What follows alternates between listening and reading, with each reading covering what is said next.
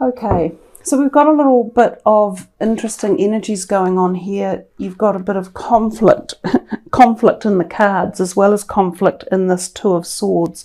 So this is the Two of Swords traditionally, and these two here, interesting cards. They're also opposition in colours. So that's where I said we've got this conflict going on. They almost feel quite separated, even though I was tempted to say they were telling a story. Perhaps they are telling a story that is hidden or tied together in a very convoluted way. The base chakra is this area of the body here, down at the spine, the bowel, the colon. If there's blockages in here, you can find pain or disassociation in that part of the body. So you can help to open that chakra area and get it flowing to relieve disorder, tension, or lack of physical manifestation. So lack of money, lack of a job, lack of housing, lack of stability in the house, also in the family, in your soul tribe, and in the grounded energies of earth. So you can ground yourself outdoors with earth, you can spend more time there, you can wear reds, you can eat red foods, you can meditate, you can do yoga and things that flex the body and exercise it and stretch it out in this part of the body. So the base chakra can be about finances and jobs. If any of you have had a blockage or a lack in this area, then open this up. Now this may be causing or may have caused some mental conflict, because we see the red in here as well on this man's internal, inability to find resolve or harmony around a situation or a choice or a direction. Because traditionally this card, the Two of Swords, has a woman sitting on a bench and she has two swords each going in a different direction. So there's this uncertainty about knowing what choice to make or which direction you want to go in. And we're seeing this bright red in here, which makes me think that for some of you it's to do with the physical of life, the choice of a job or the choice of a home or where to live or how to get more of it, money or job. So you have to somehow bring these elements together to create the end point, which is the fulfillment of wishes. Now, given that this card is actually here, there is this opportunity for a fulfillment of wishes to happen. And some of you might be closer than you think. Some of you might already be aware of it and be saying, oh, it's already happening for me. I am getting these wishes of mine fulfilled and my life is coming, right, or I feel really good with it, or it's beaming with happiness. In which case that is magnificent. Then keep going with what you're doing. And if you have any uncertainty or lack of clarity and have some mental conflict, then come back to these at any point to open them up and to use them for helping decision making forward, even if you're already at this stage here. We see him as a scholar and or her as a scholar, and I often think this portends success around exams for those of you who are taking exams or waiting for exam results as well, or also success perhaps for having applied for a job or a promotion. This could also bode very well as a positive application or success here. Now if we come back to the throat chakra, this part of the body just below here, literally where this cuts off in through here. So this is our communication point at the throat chakra, and it's blue, so it aligns with this card quite nicely and with how closely we're associated with his throat. So for some of you, the need to speak up and be heard is a message in here. If there's something you want to say to someone, or something that you feel is important to be heard, or something that needs to be opened up to, then do so. Speak out, use your energy, use your voice, be heard, make noise, make whatever it is that you need to tell either other people or your employment or the government or the universe or anything. Tell it, speak it. Don't be afraid of the words that you are holding. Also speak positively to yourself. Uplift your vocabulary and empower it with positive manifestations and positive words and opportunities, because what we speak about ourselves or about others is what we're putting out to the universe. So the words you choose to use or even think can be liberating or debilitating, and that's really important. And in this part here, some of it is debilitating because you are either self-doubting, and you've got this mental conflict. So these are your words, your inner words, your thoughts, which are stopping a decision or an action or a direction that right about now seems to need to be taken. So some of you have a lot of choice to make. You have a direction to take. And it could be left or right or up or down or A or B. It could be him or her or they or them. It could be this country or that country, this job or that job. And for some of you, you're going, I don't know. I can't make up my mind, or I don't think there's enough reason for this and not enough reason for that. So employ this chakra to be opened, the same as the base. Energize it, activate it, wear blue, meditate, think positively, activate the voice. And for some of you, this could be about public speaking. It could be about talking. It could also be about singing. It could be about an acting career. It could also be about writing, because writing is the inner voice. So the throat chakra is very powerful for humans because everything in life happens because of communication. So communication is often undervalued in society, and it's the way we choose to communicate that can be so powerful. So within these cards, I see a great degree of potential power, especially when these two merge and sort of set a spark ignited, remove this conflict or indecision or procrastination, and it boom, just sparks it up, and then it zips into here with fulfillment of wishes, and that also adds into there, which is the material world.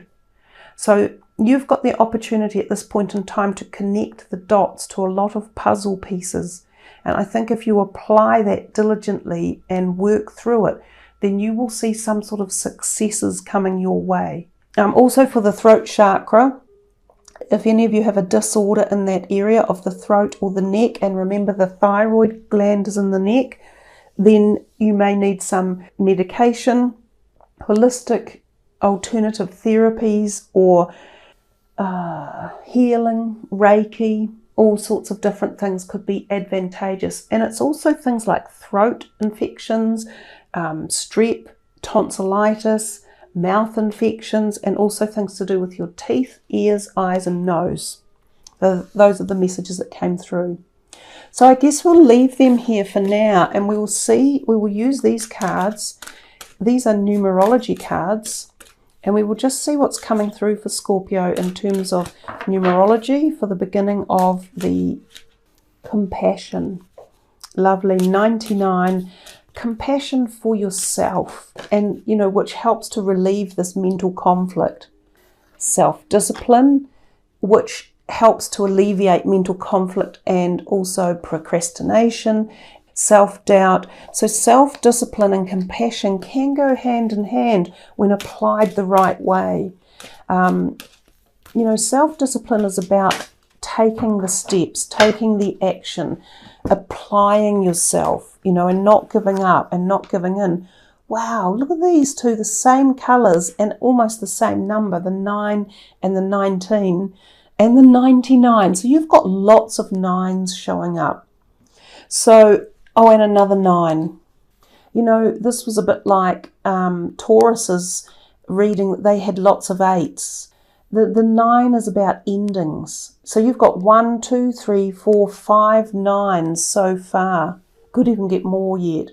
So there's something in here about a cycle finishing, coming to completion. Now, I think I might have forgotten to mention this. As we moved into this decade with this planetary alignment, there's a lot of karmic work going on celestially, cosmically, and universally, and it's traveling through timelines.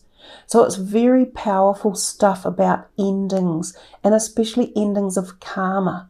So for some of you, you may feel this release, which might be releasing any previous mental conflict that has been going on, that has been playing a part in the background, and it may have been playing a part for very many years, 19 years, 99, 9,999 years.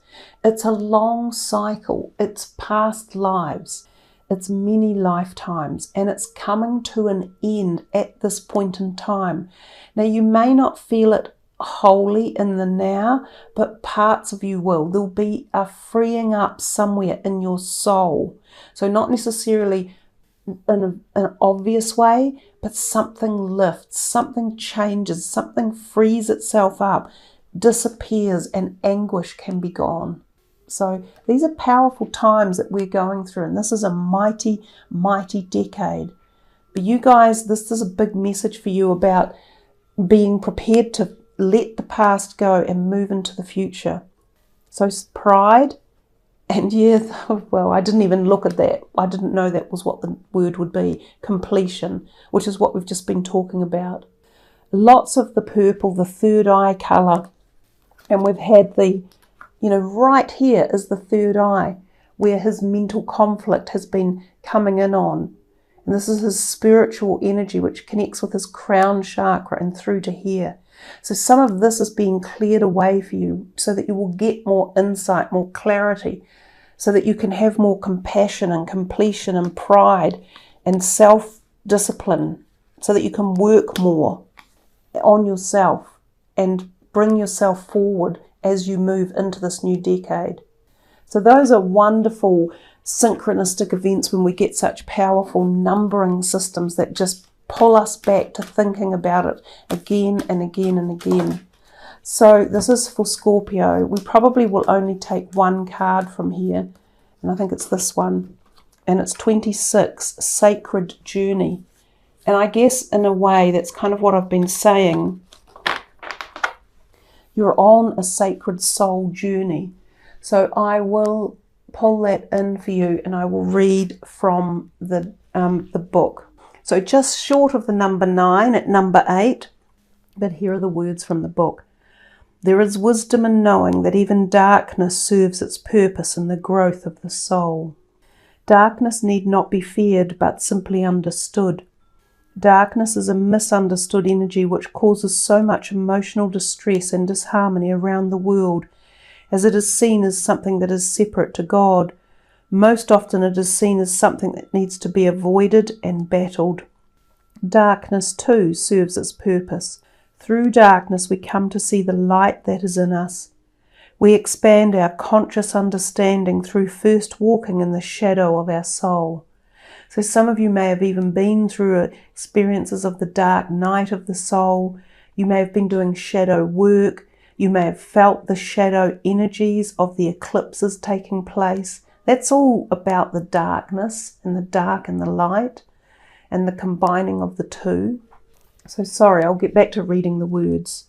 The more you ignore, push away and avoid darkness, the more it is attracted to your space.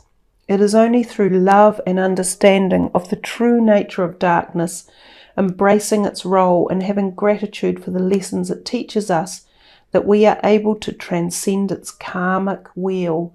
Boom! Sorry, can't help myself, but when the messages are that obvious, and I've just been talking about the completion of karma, then we pull this card and we're talking to you about the karmic wheel. Okay, back to the book. Only then do we break free from its cyclic challenges that trigger the soul through its many faces and forms.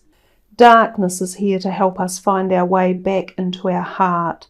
We are all one, good, evil, dark, light, and the many other labels mankind has used to separate this energy that is one.